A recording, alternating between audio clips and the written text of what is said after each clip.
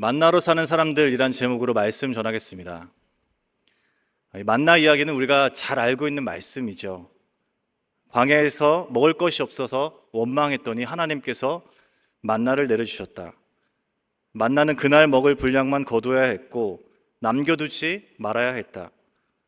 여섯째 날에는 다음 안식일 날 분량까지 이틀치 만나를 거두고 먹어도 썩지 않았다. 그래서 제가 이 설교 준비를 하면서 저희 아들한테 이스라엘 백성들이 광야에서 무얼 먹고 살았는지 물어봤거든요. 그 아들이 자기가 광야 전문가라 말하면서 만나와 메추라기를 먹었다라고 대답하더라고요. 그래서 한 번 더 물어봤죠. 이제 모세의 누나가 누구냐 그랬더니 대답을 못 하더라고요. 금방 들통이 나버렸습니다. 이렇게 만나 내용은 우리가 너무나 잘 알고 있는 말씀입니다. 그런데 우리가 익숙함 속에서 종종 중요한 의미들을 놓치곤 하는데요. 이 만나 이야기도 마찬가지입니다. 이 말씀을 너무 쉽게 생각해서 만나와 은혜를 동일시하고 그저 일용할 양식을 공급하시는 하나님만 기억하고 넘어갈 수 있는 우려가 있습니다. 그래서 우리는 이 말씀을 하나씩 세밀하게 살펴보고 그 안에 숨겨진 의미를 발견해야 합니다. 우리가 깊이 고민하지 않고 넘어갔던 만나 사건 안에는 하나님의 원대한 비전과 계획이 담겨 있습니다. 그래서 만나는 신비하고 놀라운 기적 이야기만도 아니고 그저 일용할 양식을 공급해 주시는 하나님에 관한 말씀도 아닙니다. 하나님께서 왜 애굽에서 이스라엘을 이끌어내셨는지 그 이유가 기록되어 있고 이스라엘이 앞으로 어떻게 살아가야 하는지 그 방향성과 목표도 이 만나 이야기에 담겨 있습니다. 오늘 이 만나의 원리를 가슴에 새기시고 나아가는 저와 여러분 되시길 주님의 이름으로 축복합니다. 우리 먼저 16장 1절 말씀을 읽어보겠습니다. 같이 읽겠습니다. 시작. 이스라엘 자손의 온 회중이 엘림에서 떠나 엘림과 시내산 사이에 있는 신광야에 이르니 애굽에서 나온 후 둘째 달 15일이라. 만나 사건을 시작하면서 출애굽한 뒤의 여정을 전하고 있습니다. 여기에서 이스라엘의 이동 경로와 현재 위치 그리고 지나온 시간을 세세하게 언급하고 있습니다. 이스라엘은 지금 신광야에 이르렀고 그 시점은 둘째 달 15일이었습니다. 출애굽이 첫째 달 15일이었으니 꼭 한 달이 지난 때였습니다. 그런데 출애굽 이후에 한 달이 지나도록 이스라엘은 안정적인 정착을 이루지 못했습니다. 계속 광야를 떠돌고 있었던 것이죠. 그러면서 자연스럽게 이스라엘 안에는 불안과 염려가 스멀스멀 피어오릅니다.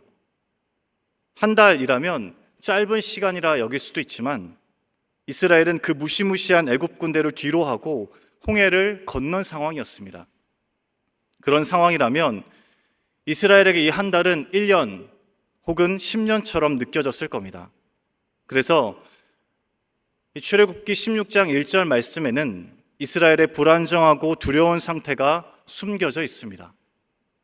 그리고 아니나 다를까 이스라엘이 신광야에 도착하자마자 결핍과 위기가 시작됩니다. 광야의 현실이 그들을 압박했던 것이죠. 우리 2절 말씀 같이 읽어보겠습니다. 시작.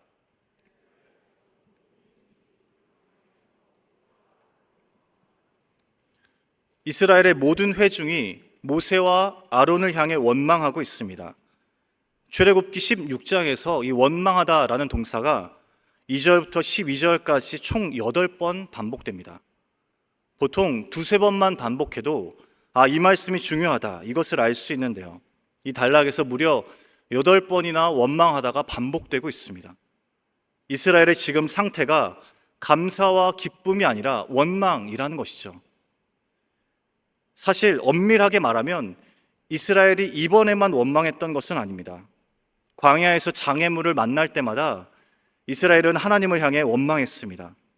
그래서 이 원망은 이스라엘이 광야에서 보여준 기본값이라 여길 수 있습니다. 그런데 문제는 오늘의 원망이 가벼운 불맨소리가 아니었다는 점입니다. 불만을 넘어 과거를 왜곡하고 있습니다. 우리 3절 말씀 같이 읽어보겠습니다. 시작. 이스라엘 자손이 그들에게 이르되 우리가 애굽 땅에서 고기 가마 곁에 앉아 있던 때와 떡을 배불리 먹던 때에 여호와의 손에 죽었더라면 좋았을 것을 너희가 이 광야로 우리를 인도해 내어 이 온 회중이 줄여 죽게 하는도다. 이스라엘이 애굽에서 어떤 신분으로 있었습니까? 그들은 실제로 이집트에서 노예로 고통받았습니다. 그런데 지금 당장의 결핍이 두려워서 과거를 풍요의 시절처럼 기억하고 있는 겁니다. 고기 가마 곁에 앉아 배불리 먹었다. 이 표현은 광야의 굶주림 때문에 애굽 시절을 미화하고 있는 이스라엘의 현재 모습입니다. 지금 이스라엘은 출애굽한 지 한 달 된 상황에서 그렇게 애굽을 그리워하고 있습니다. 그리고 이 원망은 깊이 들어가면 하나님을 향해 있다는 것을 발견할 수 있습니다. 2절 말씀에 보면 이스라엘 백성이 모세와 아론을 원망하는 것처럼 보이지만 이것은 실제로 하나님을 향한 원망이었습니다. 이스라엘을 이집트에서 이끌어낸 분은 모세와 아론이 아니라 여호와 하나님이시죠. 그래서 지금 이스라엘의 원망은 근본적으로 하나님을 향해 있는 겁니다. 그런데 다른 한편으로 생각해 보면 이 이스라엘의 원망이 하나님을 향해 있다는 것은 오직 하나님께만 할 수 있는 몸부림이기도 합니다. 이스라엘은 실제로 생존의 위기에 처해 있었고 광야에서 도움을 구할 곳은 하나님 한 분밖에 없었던 겁니다. 자신들을 건져내시고 인도하신 그 하나님께만 매달릴 수밖에 없었던 상황이죠. 그렇게 지금 이스라엘의 원망은 불신이라기보다는 하나님께 도움을 구하는 울부짖음에 가까웠습니다. 바로 다음 절에 나오는 하나님의 반응만 보아도 알 수 있습니다. 우리 4절, 5절 말씀 이어서 읽어보겠습니다. 읽겠습니다. 시작.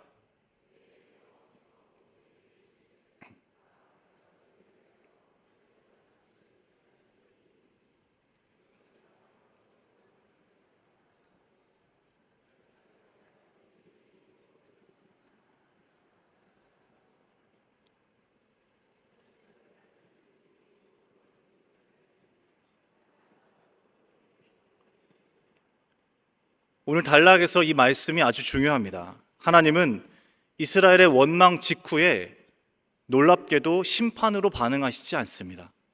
하나님은 그 백성의 아우성을 들으시고 응답하십니다.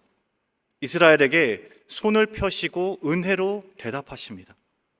그리고 하나님의 이 응답은 말뿐인 위로가 아니었습니다. 하나님은 이스라엘을 향해 구체적인 공급 계획을 선언하십니다. 보라, 내가 너희를 위하여 하늘에서 양식을 비같이 내리리니. 하나님은 먼저 이 양식을 비처럼 내릴 것이다 말씀하십니다.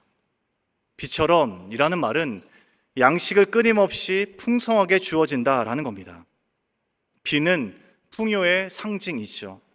하나님이 주시는 만나는 그런 의미입니다.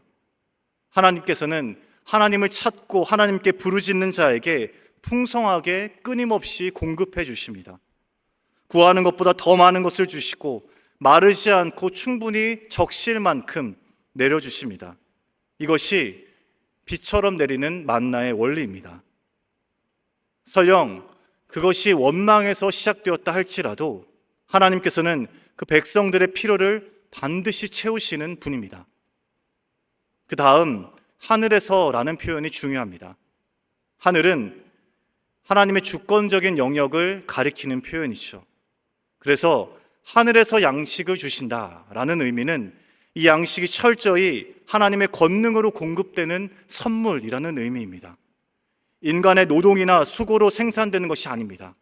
하나님께서 주시는 양식은 자연적인 산물이 아니라 하나님의 은혜이고 선물입니다. 하나님께서는 이렇게 하늘에서 양식을 주심으로 하나님이 어떤 분이신지 이스라엘 백성들에게 계시해 주십니다. 하나님은 하나님께 부르짖는 자에게 양식을 풍성하게 끊임없이 주시는 분입니다. 철저하게 주권적으로 공급하시고 하늘에서 은혜로 부어주시는 분입니다. 그리고 여기에 더해 만나의 중요한 의미가 한 가지 더 있습니다. 4절 말씀을 보면 이 만나의 주체와 객체가 명확히 언급되어 있습니다. 내가 너희를 위하여, 나 하나님 여호와가 너희 이스라엘 백성들을 위하여 만나를 공급하겠다라는 겁니다. 만나는 하나님께서 하나님의 백성들을 위해 친히 공급해 주시는 하늘의 양식입니다. 이 말씀의 속뜻은 백성들의 생존 자체를 하나님께서 책임지시겠다는 의미입니다. 하나님께서는 만나를 통해 하나님의 백성들을 반드시 보호하시고 그 존재의 기반이 되시겠다는 약속을 선언하는 것이죠. 때로 우리가 이 만나를 가벼이 여기고 일용할 양식 정도로 생각하는 경우가 있습니다. 오늘 만나를 주셔서 감사합니다. 그 정도로 단순한 양식으로 치부하는 것이죠. 그런데 우리 중에 오늘 먹을 양식이 없어서 배를 고른 사람은 한 사람도 없습니다. 내일의 양식을 걱정하는 사람은 우리 중에 존재하지 않습니다. 우리의 개념을 가지고 이 만나를 오늘의 양식 정도로 여기지 말아야 합니다. 그리고 실제 만나의 의미도 그런 가벼운 양식만을 가리키는 것이 아닙니다. 만나는 하나님이 나의 하나님이 되어주시고 우리는 하나님의 백성이 된다는 언약의 상징입니다. 이 만나에는 하나님께서 하나님의 백성들을 인도하시고 보호하시겠다라는 하나님의 신실하신 책임까지 담겨 있습니다. 그렇게 만나를 통해 하나님께서 우리의 존재를 지탱해 주시는 분이라는 사실이 온 땅에 드러났습니다. 그런데 우리가 이 말씀에서 간과하지 말아야 할 것이 있습니다. 하나님께 우리의 존재가 붙들려 있다는 것을 확인했지만 여기에는 한 가지 단서 조항이 있습니다. 만나의 중요한 기준입니다. 우리 4절, 5절 말씀을 다시 한번 곱씹어서 읽어보겠습니다. 읽겠습니다. 시작.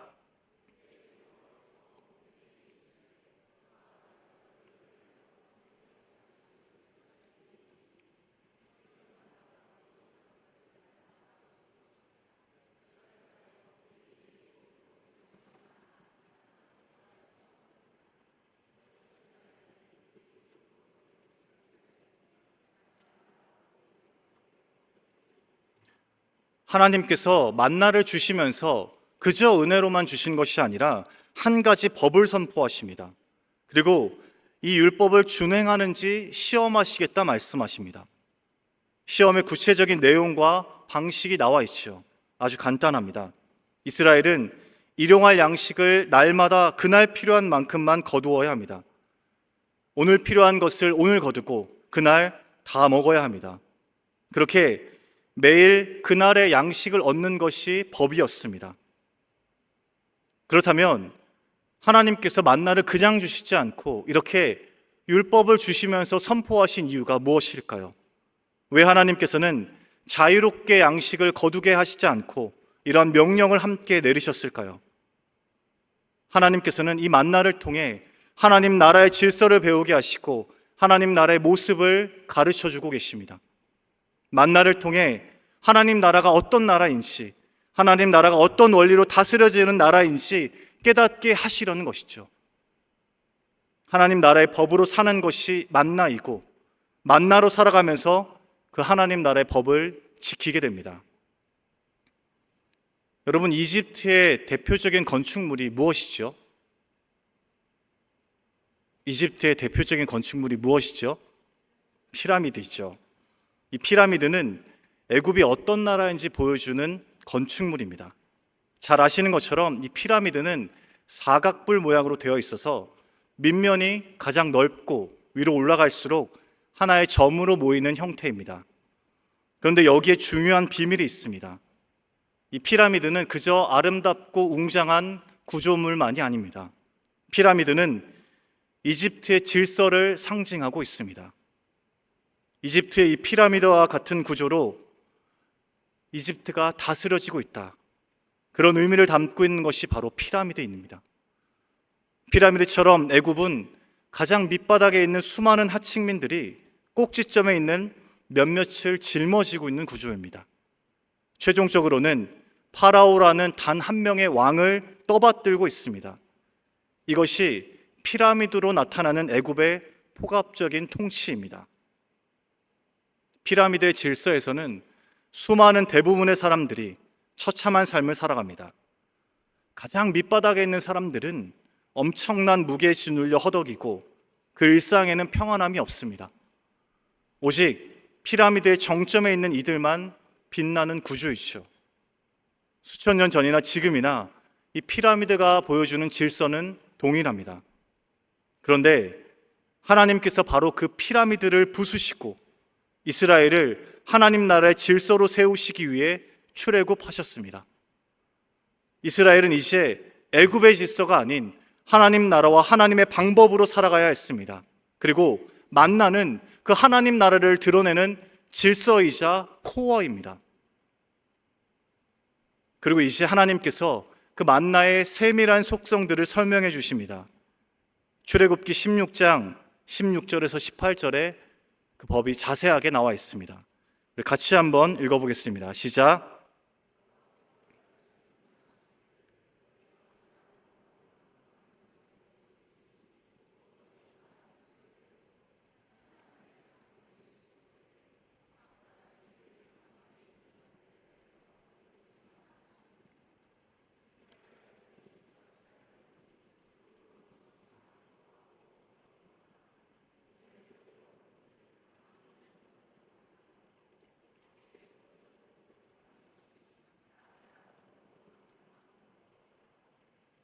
이 만나의 원리에 하나님 나라의 근본적인 질서가 담겨 있습니다.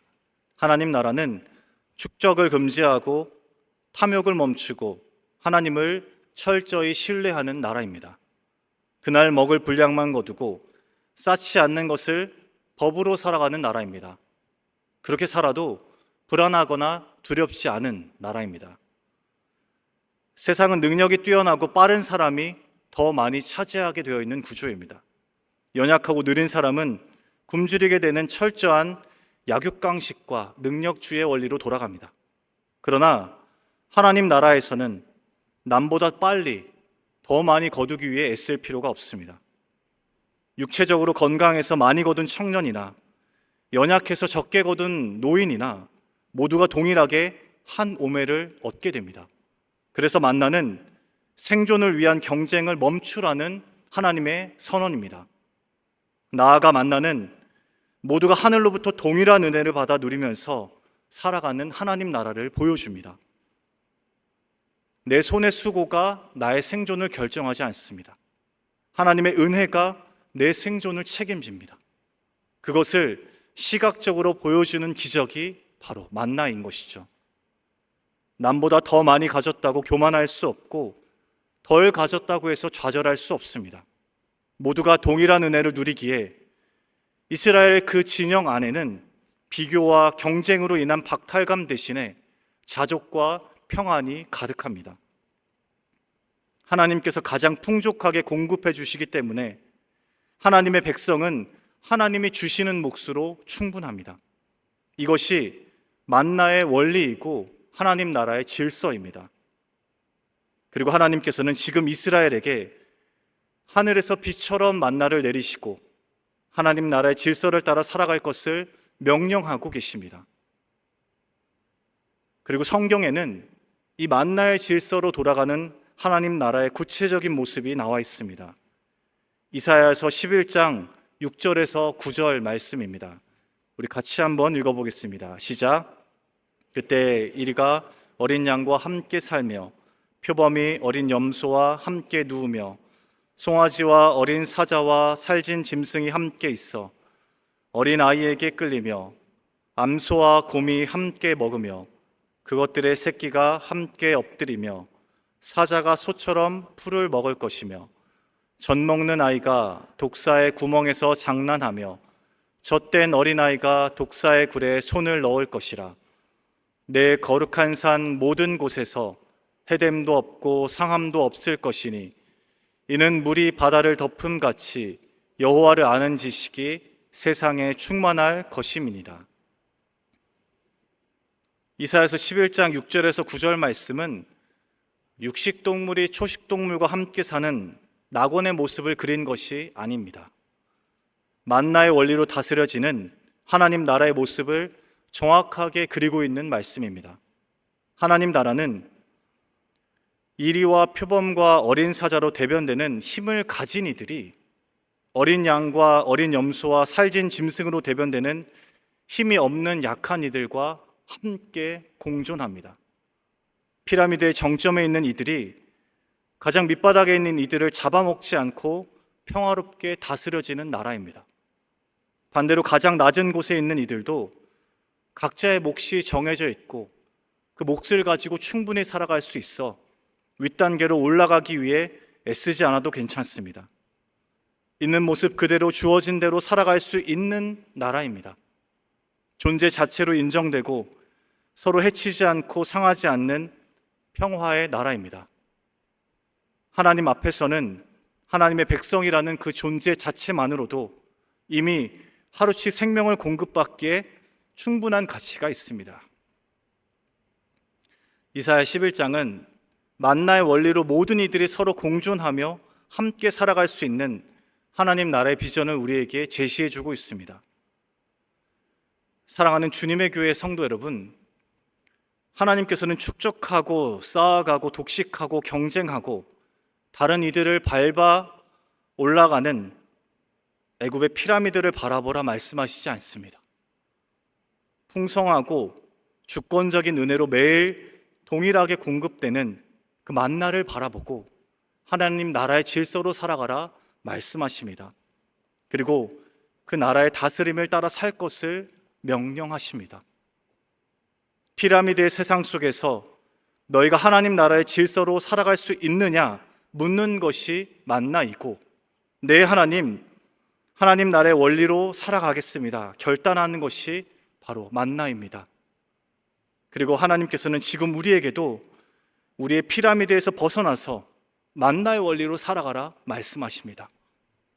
여러분들은 피라미드의 질서를 따라 사시겠습니까? 그렇지 않으면 하나님 나라의 질서를 따라 살아가시겠습니까? 우리가 한 걸음씩 한 걸음씩 하나님 나라의 질서, 만나의 원리로 살아갈 때 오히려 하나님이 주시는 하늘의 평안함을 맛보게 될 줄 믿습니다.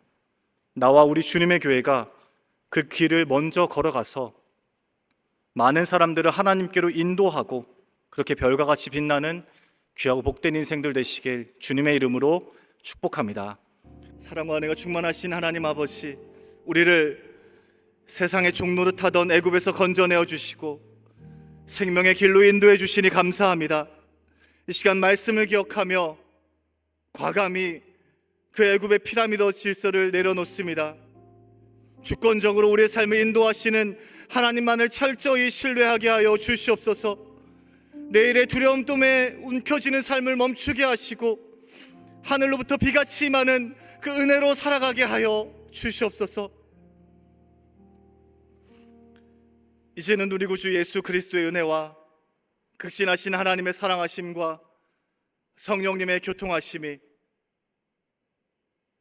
우리를 애굽의 질서에서 건져내어 주시고 하나님 나라의 원리로 살아가게 하신 그 하나님의 법과 질서를 기억하며 만나의 원리로 살아가겠노라 다짐하고 결단하는 이 자리에 모인 모든 주님의 교회 권속들 머리 위에, 그리고 우리 일상 위에 이제로부터 영원까지 함께 하시기를 간절히 축원하옵나이다. 아멘.